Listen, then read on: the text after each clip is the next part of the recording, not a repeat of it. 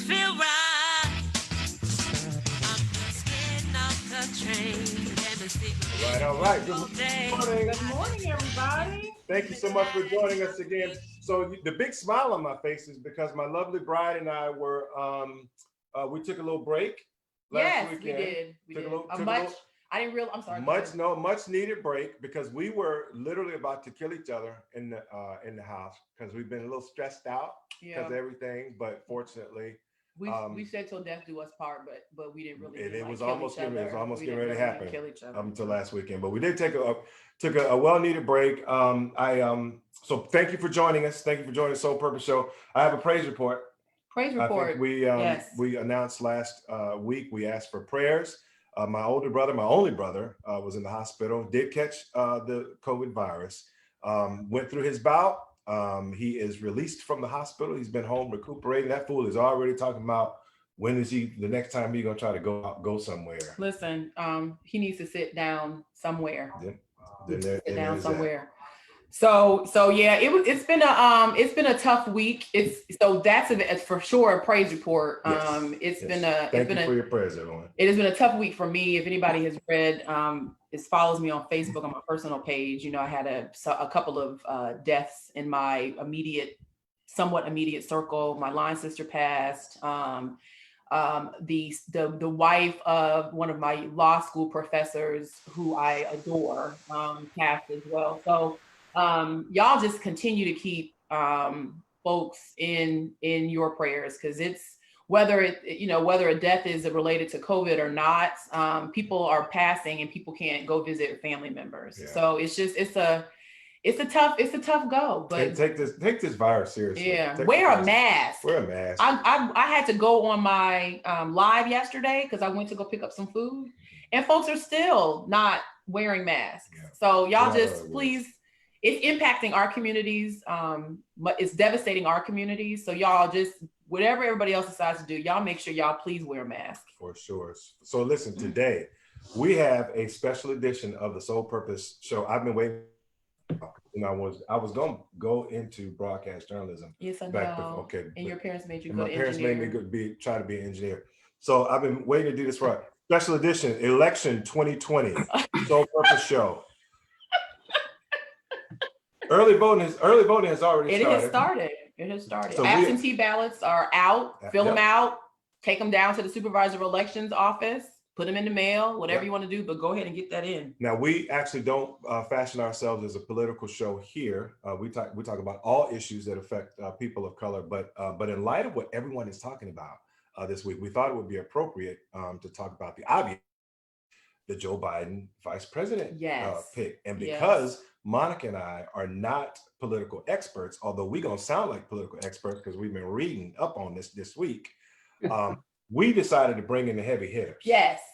These are people who are much more engaged and involved in politics, whether they've worked actively on campaigns or they have run for office themselves. And so we can pontificate and opine about what we think. But I think these two people who have joined us today will probably provide more depth and insight into the conversation. So I'm excited to have these two true people subject matter experts. Who are they, honey? We have Bamitra Salter-Liggins.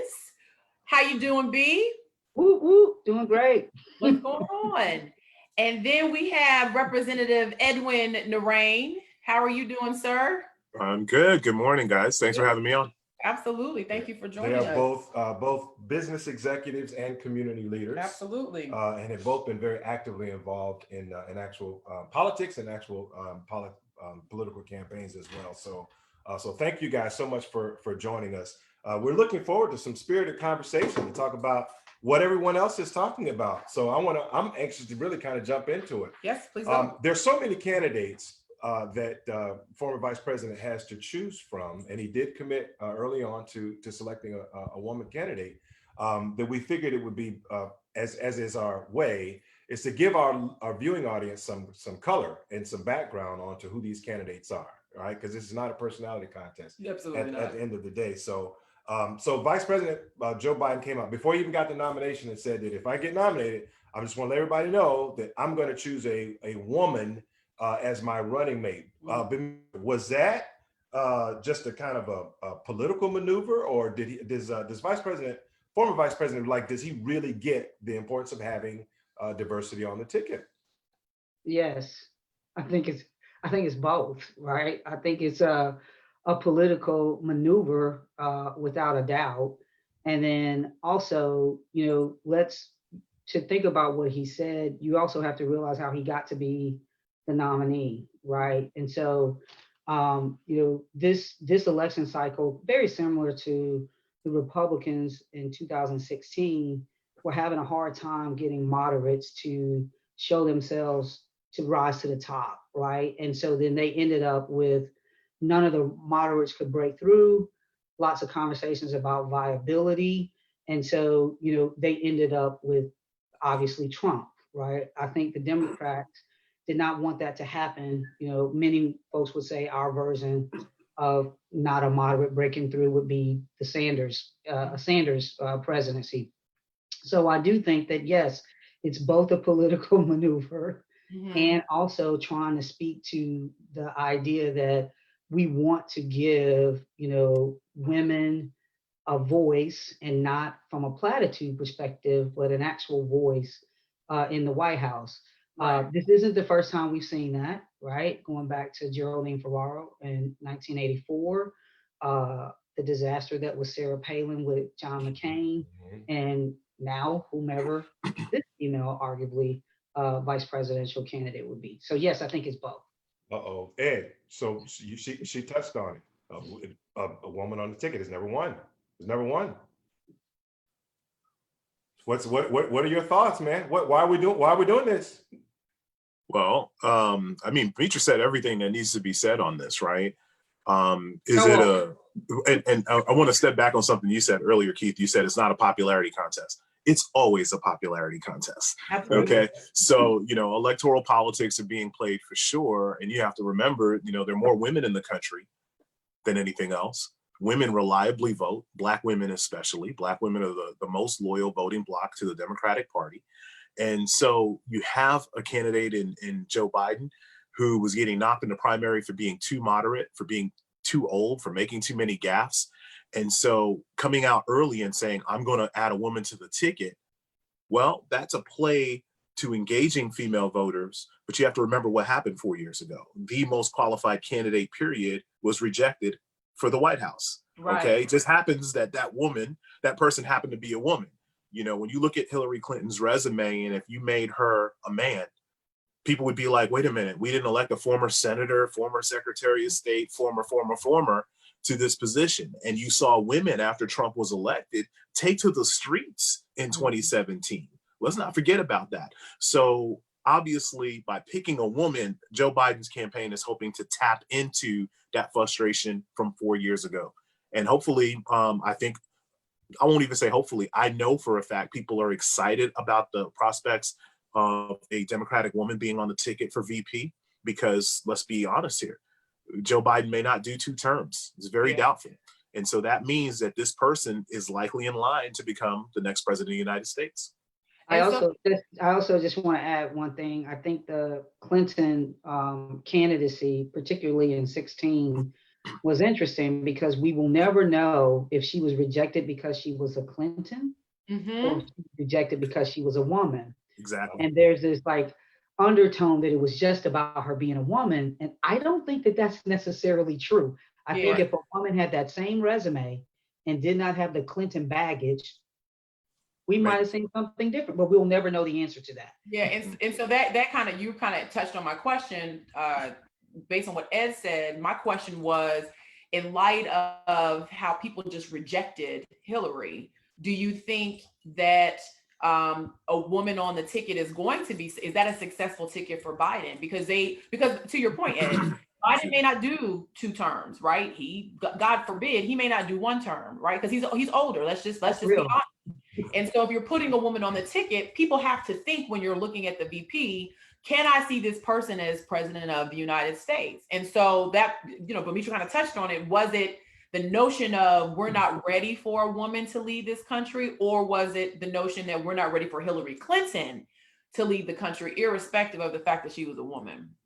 Well, I'll tell you what, you know, when you talk about this next individual, well, the individual that is named as a running mate could very well become our next president. It adds a different, adds more color when you consider that it's how quickly the conversation pivoted to look at all of these qualified African American women who should be on his short. I mean, it really consumed the conversation, and I really want to talk about why the I want to say the front runner, kind of the person who was in the pole position, had to be Elizabeth Warren. Right. Had to be, because Oh, for I mean, for a couple of reasons, right? She had already raised the most money. She stayed in the race. She became the face of the left, right? Bernie Sanders and all of the progressive wing, and so she was the kind of the darling.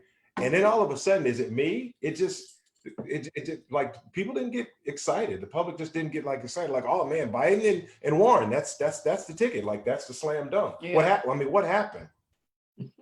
I think a couple things happened. One, Elizabeth Warren does not tap into it. Okay, so yeah, she's different than Biden in that she's a progressive, but she also has some things, the same things that hurt Biden hurt her. She's older. She doesn't bring in a younger generation. She's also been in Washington for a long time. And then let's not forget the business community. If I can put my banker hat on for a second, Absolutely.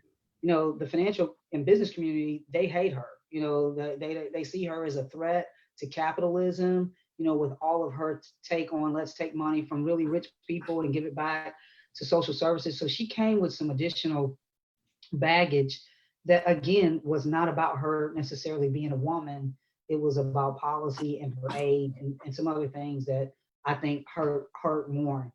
yeah. And I'll piggyback on that a little bit with Elizabeth Warren. If you go back to how she ran her campaign, and the same thing can be said for Kamala Harris, both had an authenticity problem when they were running for president.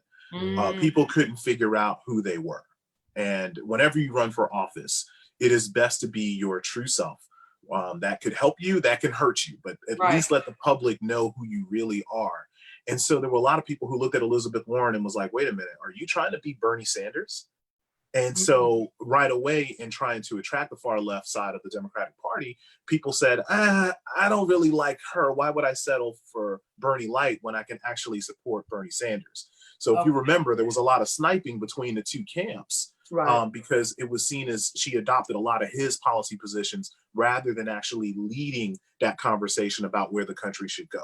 Same thing for Kamala, unfortunately. Yeah, you talk about that authenticity issue, and I remember her Instagram post with her like having the beard. She's like, gosh darn, we're gonna have a beer. And you're like, pass me a beer, honey. Just get you a Cabernet. You know, like you just seem off pass. You know, like, oh, it's, you know, it's like I'm uncomfortable watching you do this, you know, like, so just be yourself, whatever that may be. That's interesting because I was actually, and maybe because I'm not in that younger generation, I thought I liked Elizabeth Warren. I didn't necessarily see her as unauthentic. I saw her more so as just what I would say was a liberal white woman who was running for office, who was honest about the fact that there were some things that she didn't know about. And in terms of race, and like she was the first person, if I remember correctly, that brought up the matter of HBCUs, supporting HBCUs. And you could tell that probably wasn't something that's not her reality, but the fact that she was willing to engage and at least bring it up, I thought to me showed that she was open to learning. So it's interesting that y'all said that there was an authenticity problem, but I didn't necessarily. She strikes me as, I mean, she's definitely one of the smartest people, you know, in the race, rich resume, you know, good policy experience. You know, I personally would love to see her be chief of staff versus VP. You know, I mean, then she can still yield that influence and all that policy experience, and her being a professor, that will bode well from a chief of staff. I don't know that I see her as the VP or presidential for that matter. Because as Steve said, whoever you see as VP now needs to also be seen as presidential. And I don't know that I get that from her. So Ed, you're going to need to give us some additional background on Kamala Harris. You brought up Kamala Harris. First of all, for our viewers, we want to make sure that you know who these individuals are. Elizabeth Warren, senator from Massachusetts, longtime senator. Kamala Harris, the only other senator who was also a presidential candidate. So we got an opportunity. That's not just true. There's a couple of them. There were presidential candidates? Yeah. Who was Klobuchar. Oh, Klobuchar. I thought she withdrew. No? No, you're talking about who are running. Oh, you're talking about who's buying. Okay, I'm sorry. Who's still in the conversation. Okay, I'm sorry. And Kamala Harris, also senator, also a national platform. We got a chance to see a lot of her. Senator from California, an important state, right? But the authenticity problem. Talk about Kamala Harris. What didn't happen for Senator Harris? So I can be real on this show, right? I'm wearing an Obama Biden t-shirt on purpose this morning. I'm going to keep it very real. Kamala Harris and Cory Booker as Black candidates followed the first Black president of the United States. And the backlash that we saw to Barack Obama's presidency is Donald Trump, manifested completely in his current term. The people that supported him, for some reason, felt like Barack Obama was a divisive figure and race reared its ugly head. And I don't care if Barack Obama reincarnated himself and was running in 2016 against Donald Trump, he wouldn't have won that election either. The country was not going to put two Black presidents back to back. Okay, let's be very clear about that, right? Okay.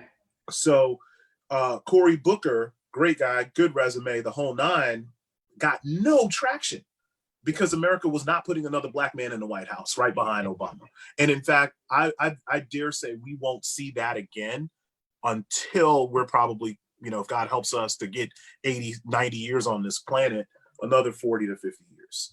That's how entrenched race is in this discussion. Yeah. Wow. Now, Kamala Harris, great candidate. If you just took the resume and just put it out there and say, would you vote for this person? There's no question about it. But she happens to be Black. And she's a woman. 2 strikes against her. She also ran a campaign that, in some senses was, I'm a moderate, but then depending on who she was talking to, oh no, I'm a liberal, I'm with you. But her record did not jive with the concept of being a far left liberal. And to win a primary, a Democratic primary nowadays, you do have to attach yourself to some policy positions that as a moderate Democrat, you may not agree with, just to be recognized. Yeah. And I think Kamala had that problem. She did not know which Kamala she needed to be in order to be seen, heard, and then voted for. That it's unfortunate because she's brilliant and she's ready. Yeah. I find her so intriguing, and Ed said we could keep it real on here. Like, she's smart. Yep. She's a lawyer, and like in the Black community, there's nothing bigger than being a lawyer or a doctor, right? Then she went to an HBCU. She went to Howard. She pledged AKA, and then like the Black people are like, you ain't Black enough, and I'm like, what? These are y'all's rules. These are y'all's rules, right? Yeah. And they were like, you're not Black enough, and I'm like, I'm so confused because I went to Christian Brothers and Wake Forest, and so I get that, but I'm like, these are y'all's rules, right? I think though she reminds me a lot of when Al Gore ran for president, and that I call it being a radio candidate, and that you turn the dial. And you're whomever the group you're in front of, you're them. And then that leads to people thinking like, well, I don't know who you are, right? Yeah. So what she should have done or could have done better is said, look, I'm a prosecutor. And these are the things that I did as a prosecutor. Let me explain to you, fellow Black Americans, why you want a Black prosecutor in the office. She didn't do that. She was kind of like, I was a prosecutor, but not the way you think. Right. And so it just like, she couldn't, so she had a traction issue within the community. And so then that became a viability issue, because if you remember, like with President Obama, we were excited about him, but we did not believe in him until he won Iowa, right? And so we were like, okay, if it's not just us, and that's what's happening with this vice presidential pick, right?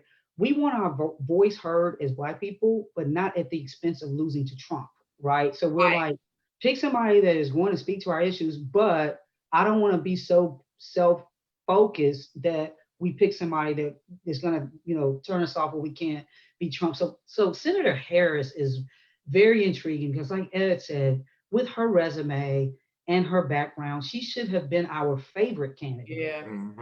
And she just could not get going. Like, I and think, the same thing's happening. And now they're even talking about her love life. It's like, yeah. holy moly, you know, like, and it's just, it's bananas. And so I was a Kamala Harris fan from jump, right? Because I mean, there's a lot of similarities. Black lawyer, HBCU, AKA Link, all of that.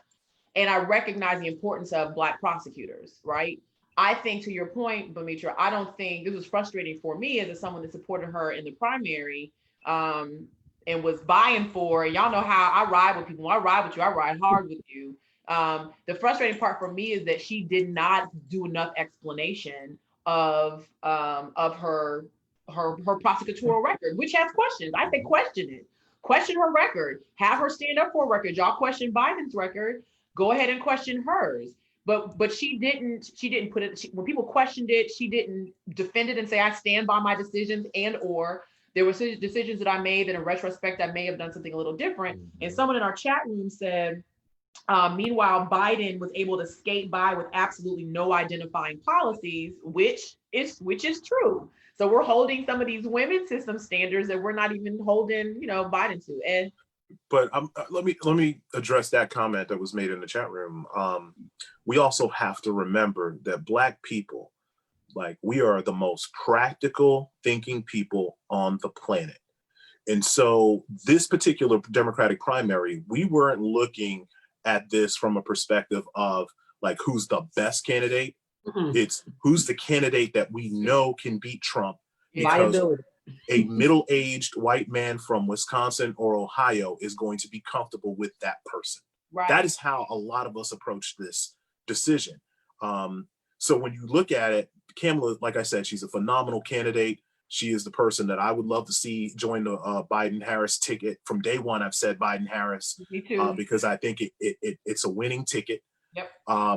But Joe Biden got selected, especially in the states that had over 30% of an electorate of Black folks, simply because we were thinking practically. Yeah. Biden can beat Trump. All the exit polls showed that. Everything showed that. Had Kamala been a nominee, yes, it would have been historical for the country. Yeah. But it wasn't going to happen. We didn't want historic. We want to win, right? Yeah. So we're like, we don't want to lose by 10 to the #1 team in the country and get the whole victory. We want to win. Right. So we're going to listen, before we go to break, I want to make sure that we get the other two prominent African-American names that were kind of early on in the process, because when we come back from break, we're going to explore kind of more of the Johnny-come-latelys. But U.S. Representative Val Demmings hit the scene hard. Yeah. And it was right on, obviously, on the heels of her role in the impeachment hearing. But then Georgia State Representative Stacey Abrams also became kind of the darling of the what about a Black woman? And I'm not so sure where either of them are at this point, but I'd love to hear you guys' thoughts on Val Demmings and Stacey Abrams. So, I do some of this with Bay News 9, and months ago I threw Val Demmings' name. I think it was like March, February, when they asked me about it. And I said, look, Val Demmings is somebody that should be considered. But when you consider that she's only been in Congress for 2 terms now, yes, the impeachment hearings was great, but she's got some things that are hurting her. One, the record as a police officer in this particular climate, as the chief of police, city of Orlando, married to now the mayor of Orange County, who's also a former Orange County sheriff. That's bringing law enforcement with you on this ticket. And I think that's going to bring more questions than answers than this camp needs right now.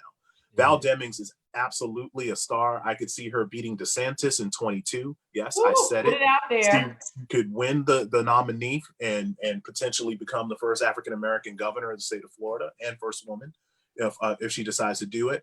But if you're Joe Biden and his team, you don't pick anybody that you're going to have their record examined over the next couple of months. You need to pick somebody that you can hit the ground with running, and boom, for the next 86 days, you're out there just hitting it hard and hopefully winning this election on November 3rd. Yeah, I agree. I love Val Demmings. I mean, she saw us, she's a Delta, but her law enforcement background is an Achilles heel in this climate. Right. Also, she has not been nationally vetted.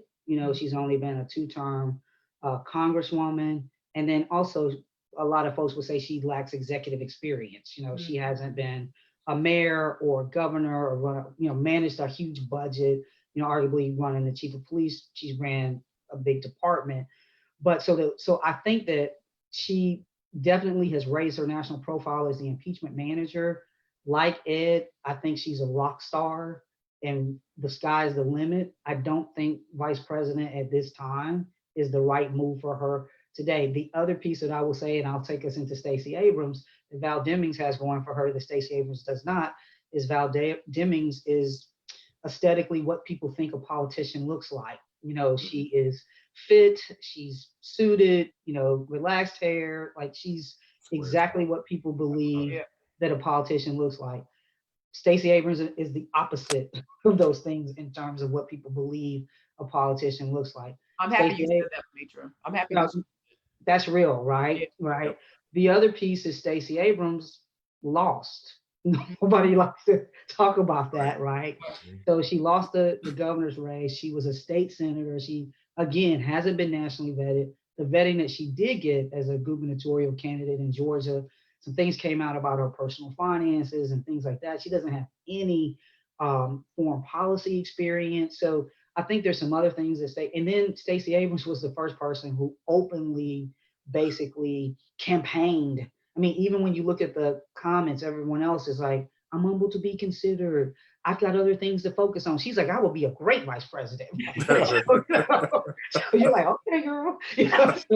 So I think those are my thoughts on both of those candidates. So let me ask this question, because both of you all said that you thought, I'm going to flip back to Val Demmings. When do we go to break soon? We're going to break soon. Maybe, and if we get cut off, then we can answer it after the break. But both of you all noted that Val Demmings being the chief of police was an Achilles heel in this climate.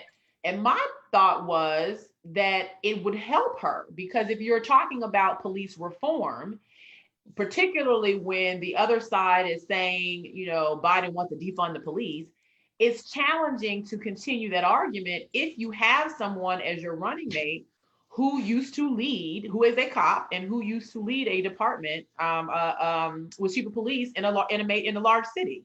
So I think it's interesting that y'all said that in this environment you felt that her role because they're going to bring out every police brutality case that happened in the city of Orlando under her tenure. And because of that, when Biden wins, I think she'd make a fabulous FBI director, a Homeland Security person. Good point. But every little case, Monica, they're going to go and find it and say that was under her leadership, that was under her watch. Okay. This is why we got y'all on. This is why we got y'all on. And a big part of the conversation about Val Demmings stemmed from her being from Florida. And so this is like, if you pick somebody from a swing state, it's a guarantee. Let's be very, very clear about vice presidential picks and why they're selected. It has nothing to do with them being from swing states. Okay, Val Demmings at this point cannot guarantee that Florida's going to get delivered. That's true. So, I mean, when that argument started to come up, I was like, guys, you got to look at this a little bit differently. So, she's great. I think I agree with Bemitra wholeheartedly. I think she's in the administration. I can even see Stacey Abrams making it to the administration in some capacity. I'll be honest, my disappointment 2 weeks ago was that Stacey Abrams didn't say, I want to replace John Lewis in Congress. I thought that was odd. That's because she thinks she's going to be the vice president. She's like, I don't have time for that small stuff. She would have been a shoo-in for that. And totally. I think, for her, it may be that she thinks she's bigger than that. And I don't know, because I don't know her, but it was an opportunity right there. And I'm worried because if she's thinking about running for governor again, this guy Kemp is going to stoop to any level to keep that position that he has. So, I don't know Stacey Abrams, but I do want to see her in elected office again. I'll tell you what, I love how our panel of experts have basically shot down all of the first half of the slate of VP candidates. I love it. And when we come back, Ed said he was Team Harris. He said he was Team Harris. I don't hide where I'm at on. We haven't got to my person yet. We ain't got her person yet. So when we come back, secret weapon, but that's another. When we come back from break, we're going to examine the non-African American candidates other than Elizabeth Warren so that we can get a little background and give our viewers some background on them as well, because they are not out of this conversation. And then obviously we do want to get into the juicy individuals who have surfaced within the last several weeks. Let's come back. We'll see you on the other side. We'll be back after break.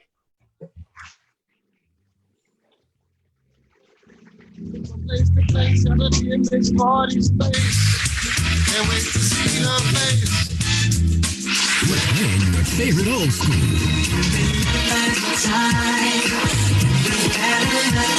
Today's R&B.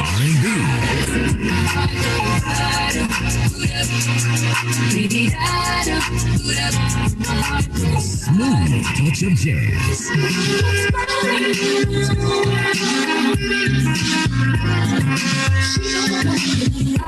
You're listening to In Touch Radio, smoothing out your favorite R&B flavors. What's your flavor? Tell me what's your flavor. In Touch Radio. By now, we're all aware of the dangers of COVID-19. Like others with existing health issues, cancer patients are at a high risk due to their compromised condition. If you are newly diagnosed with cancer, your care likely can't wait. Moffitt Cancer Center is the best place for your cancer concerns and to provide guidance to help you plan your next steps. We're here for you. Call 1-888-456-2839 or go to moffitt.org/here-for-you. Wherever we go, we about to bring on the positive vibe. All right. Welcome back. Folks, welcome back to the Sole Purpose Show. Today, special edition, Election 2020. The election season has started. So early voting has started. Ballots are out. We have two special guests with us today. The former state representative Edna Rain, Bamitra Salter-Liggins, business exec, community leader, both very politically active and very politically astute as well, have been breaking down and giving us the tea on the first half slate of our candidates. We've talked about Elizabeth Warren. I just so happen to be drinking tea this See, that's a huge cup. It's like a boss. Like Listen, a boss cup. That looks like a beer mug. You can say it's tea. We know what's really in there, but it's, it's tea. It's legit tea. It's tea. During this It's not show, noon yet. There's tea. Right. That's right. During this show, it would be tea. Now at 12:30 when y'all hit us back, It's not noon yet. It's not noon yet. No commitments. Right. But we have had some great dialogue talking about Senator Kamala Harris, Elizabeth Warren. We just talked about Representative Val Demmings and also Georgia State Representative Stacey Abrams. I think it's important for us to so that we don't lose sight of there are other non-African American candidates for that former Vice President Joe Biden has to choose from. And they are formidable candidates. One, Michigan Governor Gretchen Whitmer Michigan is a swing state, and she has executive experience. I heard that come up before. She's a Dem. She is Democrat, obviously. New Mexico Governor Michelle Grisham. I'm not sure New Mexico, how they play into the kind of the national conversation, unless one of our experts could share it with us. Illinois Senator Tammy Duckworth.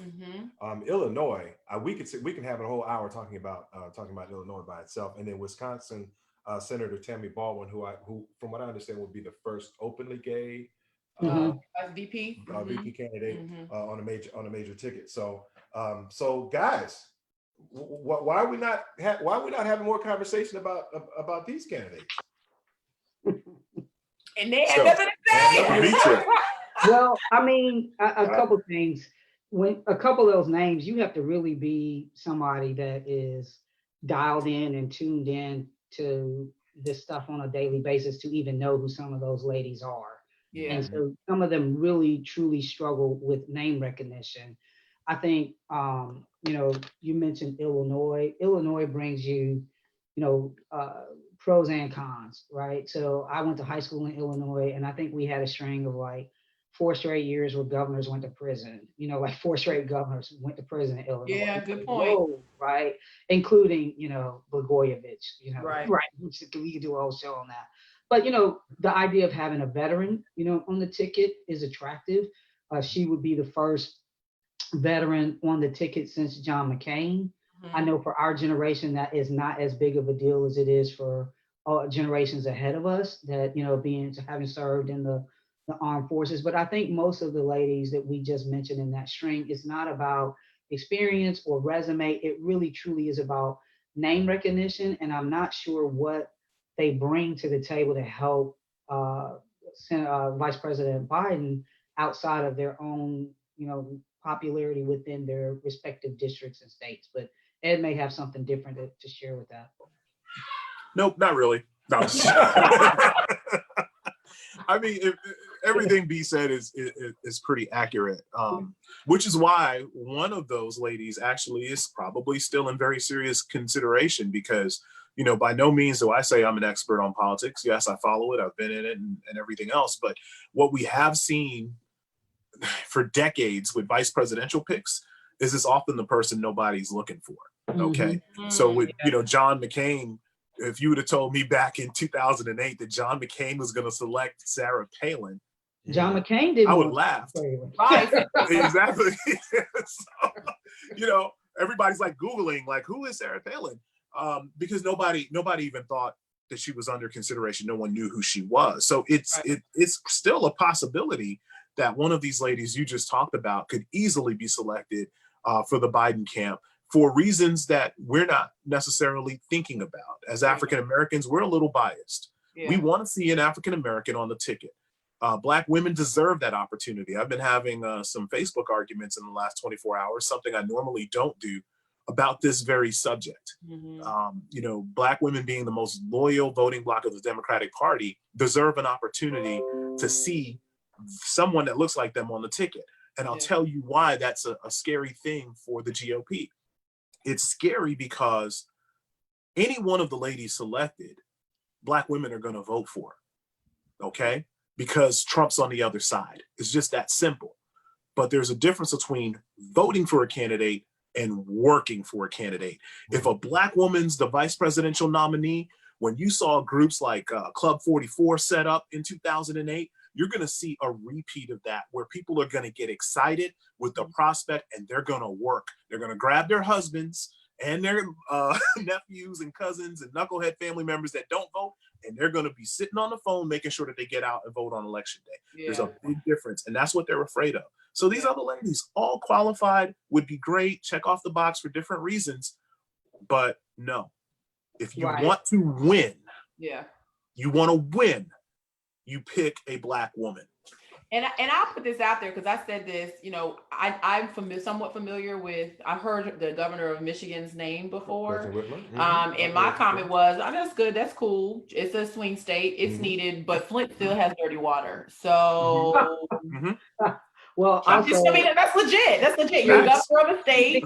The other thing I would say about just in general picking a Black woman, and I'm not as emphatic as Ed is on this, is that you get balance. Right. So you still get a history making ticket, and that you have a woman, you have a Black woman, and then you still, for all of the middle of the road, don't rock the boat people, you got this old, white guy. Right. So everybody gets what they want. Right. Yeah. in a ticket like that. That's the way I see it. Right? We're going to dig deeper in that in the 12:30 hour, but I want to pivot to someone who I love because she's a rattler. Come on. This is my person. And she's the mayor named Keisha. And she's Bamitra's sorority sister. I want to pivot to a rattler, Mayor Keisha Lance Bottoms of the ATL. So I was actually very surprised. I love her, right? So a couple of homecomings ago, she was our convocation speaker, and she's bad. I mean, the folks, she is, she pledged Beta Alpha, so they say baddest. She is the baddest, and I'm not a Delta, but she's the baddest. I hope y'all don't get mad at me for using that. But so what is there not to like about Keisha Lance Bottoms, right? Like, okay, but I've been unclear. I'm buying Lance Bottoms all day. Listen, but the question that I have for y'all is, she came out of, we love her because we know her, but people outside of Atlanta may not necessarily know who she is until here recently when she's gotten all this national attention. What is it about her that makes her, as mayor of a city, a potential viable candidate? Because people start talking about her. Yeah, so I think a couple things. Again, similar to Representative Demmings, she looks like a politician. Let's start there.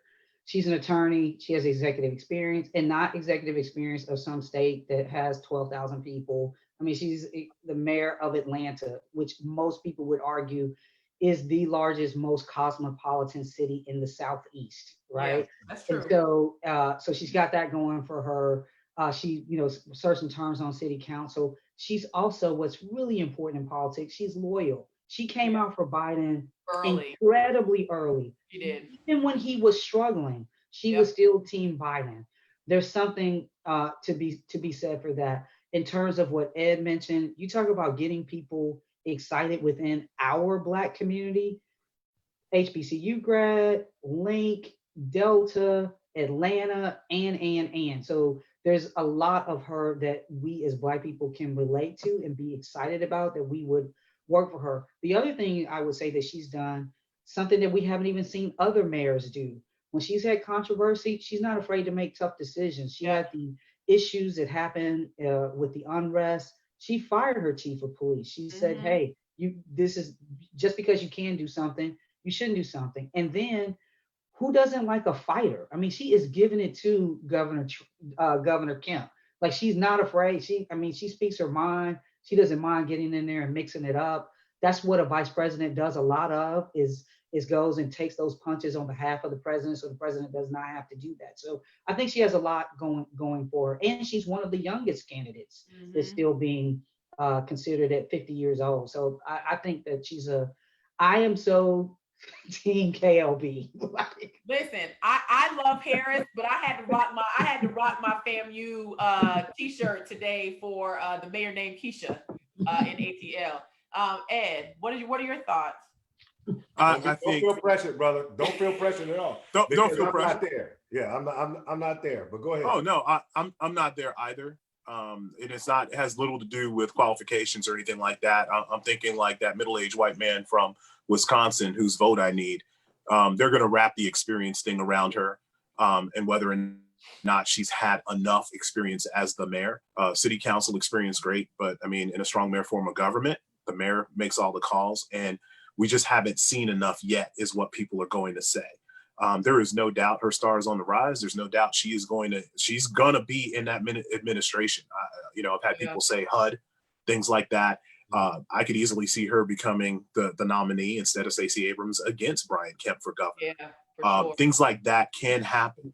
And you also have to keep in mind that when you see certain attacks start getting levied against political figures, it's because the GOP on the other side has figured out who's on the way up. And so they start trying to cut them down early. They do a very good job of that. And that's what's happening to Lance Bottoms. But I don't share the same excitement because I don't think she's known enough nationally. Whereas I've got a Kamala Harris who's run for president, who doesn't need to be reintroduced to the country. We know what her warts are. And you mention her name across this country, people know and are going to turn out for her. With Lance Bottoms, I'm just not sure that same level of excitement that the two of you share is actually felt nationally. I think Susan Rice has the same challenge, right? Same problem. Susan Rice is a formidable person to be considered as vice president, but she's a policy wonk, right? Yeah. And again, you have to be the kind of person who watches the Sunday shows and kind of is completely dialed in to even know who Susan Rice is, and then to know what her positives and negatives are. With her policy experience, that comes with both sides of that, and then she is completely attached to the Obama administration, which means she and Vice President Biden already have a good relationship, but they're going to throw Benghazi at her. They're going to throw all kind of things. She's going to have given responsibility for things that she didn't even get to probably weigh in on, right? As national security advisor, because she was in. But I mean, she's someone else who definitely is in the conversation, and I think is a serious person to be considered for VP. Now, do you all think, because speaking of Susan Rice, do you think there's too much? Because I share the same issue that you have with her being selected because of Benghazi and because of the amount of hate that people still have for the Obama administration. Do you think that kind of leaves her out of one of the top contenders? There's no doubt that she has tremendous foreign policy experience, which I think the VP should have at least touched some of it. But do you think that it's gonna mirror the Obama. People are gonna, when they see Biden, if they see Biden Rice, they'll think Obama all over again. And there are some people, frankly, that just do, Trump has unearthed a lot of folks that did not vote in 2008 for Obama and twice in 2012, has unearthed a lot of those people, and they don't like Obama. So if Rice is on the ticket, do you think that's a liability for Biden? So Biden is largely seen as a product of Obama, right? All of the old Obama staffers are all in for this Biden campaign because they weren't all in for the Hillary campaign in 2016, which, a lot of people will argue was a part of the reason why she may have lost. So I don't think that's a detriment because you're going to see a lot of old Obama administration faces pop up throughout the campaign to November. And hopefully after Biden wins in November, they're going to be all over the place. Valerie Jarrett, I'm confusing my women now. Susan Rice, the reason why, and Valerie Jarrett would have been awesome too, by the way. Yeah, but for sure. Susan Rice, the reason why she's very much a contender is because of that familiarity that she has with Biden. Most of the articles that have been leaked out the last couple of weeks talk about the relationship that Joe Biden has with Susan Rice and that Joe Biden has with Susan Rice. And if you think about being in a pressure-packed leadership role, you want your number two to be somebody that unequivocally has your back. And that is understood with Susan Rice being the pick. The problem is, and I wish this weren't the case for Democrats, but you have an excitability issue. And that's what we've really been talking about the last 45 minutes. Who can excite the base and get the vote out? Because we know they're coming for Joe. And I don't think that she does that. Not only does Susan have an excitability issue, Ed, but she's never been a candidate. Right. So we have no idea. And being a candidate is completely different than being a surrogate. It's different than going on a Sunday show and talking about a specific policy issue. The scrutiny, and then we're going to take her from never been a candidate to the biggest spotlight, and that's in a short period of time, which means it's going to be more intense. Again, I'm not saying that she's not ready for that. I'm saying that's a big leap. That's all I'm saying. I mean, she hasn't even run for city council or anything. Like she's never been a candidate. Period. Yeah, you want to move to the next one? one? I cannot wait. We've been talking about excitability. I'm so super excited right now to introduce to the public United States Representative Karen Bass from California. She is a long-term chairwoman of the Congressional Black Caucus and architect of sweeping police reform bills from House Democrats. She's from California, obviously. She's 66. Are y'all asleep yet? No. I just because I listen. There are young people and a lot of people who like her, and I'm not saying I don't like her. I'm falling asleep talking about it. I want to hear their opinion because we already know how you feel.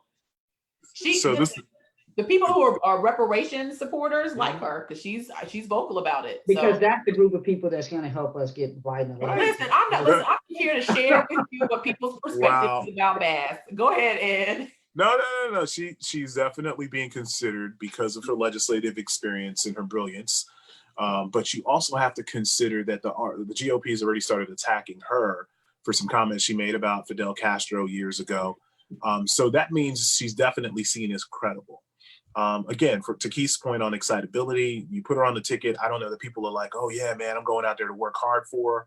But she's not a bad choice. That's the beauty of this discussion today. There's nobody that you pick that automatically craters this campaign. Right. And part of that is how bad 45 is, right? So, I would like to see something different. But you can't really go wrong with her because she's got a lot of members of the House that are supportive of her because they've worked with her and they know she understands how government works. That's the thing we're talking about with experience. I mean, she's been in the House since 2011. She was the former Speaker of the California State Assembly. I know Nancy Pelosi is a big fan of hers, so that means that she will yield her influence within, to help and get everyone else excited. I just think, again, it's kind of interesting. CBC chair is one of those roles that everybody knows who you are or like nobody knows who you are. right? It's like, and she's one of those CBC chairs that like nobody knows who she is. Yeah. Even within our community. But to Keith's point, I mean, she's done some amazing work on, public health, student loan debt, police reform, but people just don't know her. But she can't hurt us. I just don't know what Biden gains because California is going to go blue anyway, Yeah. right? So I don't know what Biden gains by choosing her. And I think she'd make a fine HUD secretary. Yeah. Well, and B, keep in mind too that, the pick for that Biden's going to make comes down to two things. His personal two things. Are you threatened by the person you select to be the vice president with you? Or are you fully comfortable selecting someone that could be the president after you? And I think Karen Bass brings the former, right? You're like, she's good. She's not flashy. Right. She's not excitable. So, she's going to be a good Scottie Pippen. I'm Jordan. Right. Like, Right. She's going to be Scottie Pippen, She's not going to be begging for the ball at the end of the game. So I do want to dip into that in the 12:30 show, but you all talked about excitability a little bit, a couple of times, and we have a lot of millennials we have some millennials in the group chat, and I know that group is a huge group of folks. Yes. Are we talking about real millennials, like the people who 38, or are we talking about young people in their 20s? We talking about young people. That's a good point. Good point. Gen Xer, is it Gen Zers who can vote? Gen Zers, and then that millennial group. So that's huge. That's a huge population of people, and they're potential voters. These are folks that presumably, at least they're always potential voters, but right. Thank you. I say potential because I say potential because now what they do is wait a minute, they supported Bernie. They were out in big numbers with Bernie, Obama. But they if they were able to vote. Yeah. But these are people that weren't able to vote for Obama. So they supported Bernie, but then they didn't show up to vote. Right. But presumably they may, because COVID has a lot of them like, I'm tired of this. So let's assume that they will vote. The excitability level, who amongst the people that we have talked about, because we're going to vote, yeah. Who amongst the people that we've discussed today is going to get that group out and is going to get that group to go to the polls to vote? Because I'm not, oh, sorry, go ahead, B. No, go ahead. I was just going to say, not being a millennial or a Gen Zer or a Gen Yer, I can't even speak to what would excite that group. But I can tell you as a Gen Xer and an African-American that the most important voting bloc right now is the African-American voting bloc as a whole. And unfortunately, that does not include the generations that we just referenced because they don't turn out. And the key number is this, 65%, okay? Obama, when he won in 2008 and again in 2012, saw African-American turnout at 65%. Even going back to 2004, John Kerry was at 60%. For Clinton in 2016, it dropped to 59% and she lost. Mm-hmm. Okay. So African-American turnout is key, which is why the GOP is attacking all of the Black female possible contenders right now. They know this. So I'm sorry, Gen Y, Gen Z, millennials, y'all have done a great job of making a lot of noise, but we need to see it at the ballot box before people are really going to turn around and make a pick based off of what they're saying. That's just a fact. Agree with Ed Moore. And it's not as much about generations as it is the African-American voting bloc. And if you don't think that's true, we were all in the voting wilderness, right? We didn't know who to vote for. No one could break through. Yep. And then Jim Clyburn, like Moses, was like, we're voting for Biden. Sure did. Boom. The whole way changed. Overnight. And Black people were like, oh, thank God. We didn't know who to vote for. I don't know if I was supposed to vote for Julian. I don't know if I was supposed to vote for Corey. But cool. We vote for Biden. Boom. His whole campaign went in a completely different direction because the Black delegation, the mythical Black delegation, got in line. Yeah. Young people, we have this conversation every single election. Yeah. Even when I was 18 and we were excited about Clinton, we just don't vote. For whatever reason, when people are young, and this generation, they're going to share it on social media, they're going to talk about it, but they're not actually going to go vote. And so I'm with Ed. if we need to, we want to win, we need to make Black women happy because they are the most loyal voting bloc. And we got to get Black people excited to come out and vote. Okay, And so who's that vote for person? Keith and Lance Bottoms. Oh, see, look. Since you want to go there, if she's 50. And she's 50, so she's not old. Okay, so we'll shift. We got about 2 minutes left. But so before we run out of time, for those folks who are watching, we have done a poll for our viewers. So if you go to the Soul Purpose Show, there is a link to a poll that we've listed all these people, and you all select who you all would like to see as Biden's running mate, right? And we're gonna do the results of the poll in the 12:30 show. But since y'all said the millennials and Gen Zers don't vote and they make a lot of noise and they march, but they ain't going to the polls, I hope that changes. Who is going, and the focus is African American voting bloc, who is going to excite Black folks to get out and vote and stand in line in the midst of COVID? Could keep all that in mind. Who's going to do that? Michelle Obama. Right. And I don't want people to stand in line. I want people to go vote right now where the polls are open early. I want people to absentee vote. I don't want people standing in line. I think that is an antiquated way of voting. I mean, that you don't need to do that. That's why we have all of these mechanisms so that you don't have to be in line for 7 hours. You don't need to do that. So I want everybody to take advantage of the alternate ways that you can vote. And unlike the president, let me just say this, absentee voting and vote by mail is the same thing. We're gonna close out. We gotta close out. Listen, we got a lot more to talk about in our 12:30. Join us for the after show. Hopefully you guys can join us. I want to thank Demetria Liggins, Salter Liggins, and Ed Lorraine for joining us on the show, Soul Purpose Show. Thank y'all. Outstanding conversation. Y'all be blessed. Be safe. See y'all next week.